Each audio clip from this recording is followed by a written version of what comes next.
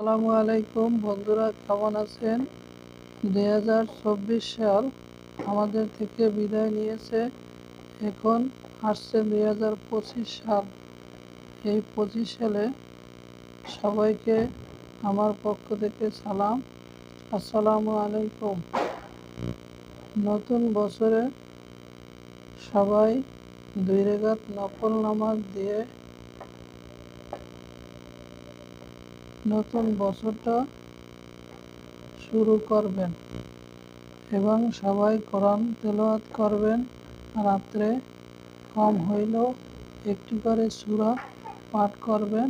এটা আপনাদের জন্য ভালো হবে। আল্লাহর রহমত। সামনে 2025 সাল যেন আমাদের সকলের ভালো কাটে।